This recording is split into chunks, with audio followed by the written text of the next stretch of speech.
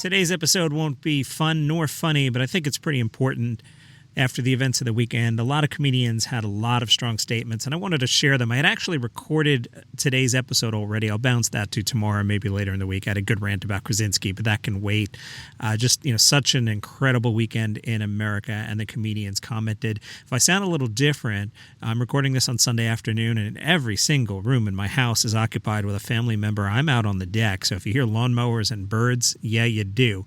All right, let's start with some tweets. John Cleese tweeted, "It's dreadful that things are so bad in America at the moment, but remember, it would have been worse if President Trump had made any mistakes." Conan O'Brien tweets, "God is looking down on humans right now thinking, damn, maybe I should try dinosaurs again."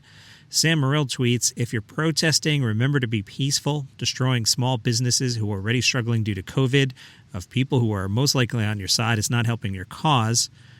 A really interesting one from Ronny Chieng. He tweets, "Payback for the Soviet Union happening right now and was pretty easy. Manipulate emotions, spread misinformation, and sow discord through state-sponsored bot and trolls on social media for years, then wait for an inevitable, heinous, racist incident to spark the powder keg." Gabriel Iglesias tweets, "Just because my feed doesn't look like yours doesn't mean I'm not in touch or sensitive of the time. I just choose to keep my platform free of my personal strong opinions or politics. I'm here to entertain and distract. That is my lane." Kumail Nanjiani tweeted, and this was interesting and true. "I tweeted, 'Fuck white supremacists,' and it's somehow my most controversial tweet." And Tim Dillon tweets, "We found the vaccine, and it's a civil war."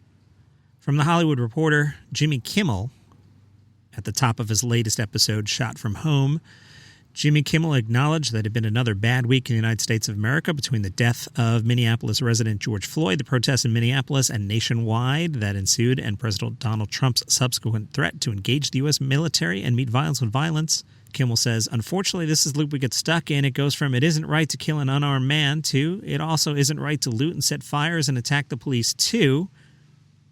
This is from Friday. "Last night, there were senseless acts of violence that were brought up by a senseless act of violence, and it keeps going in a loop."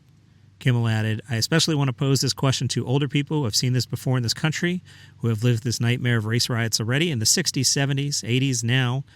Is this who you want leading us? A president who clearly and intentionally inflames violence in the middle of a riot to show how tough he is?" Kimmel added, "I don't care what you are, right, left, Republican, Democrat, something else. Enough is enough. You got to vote this guy out already."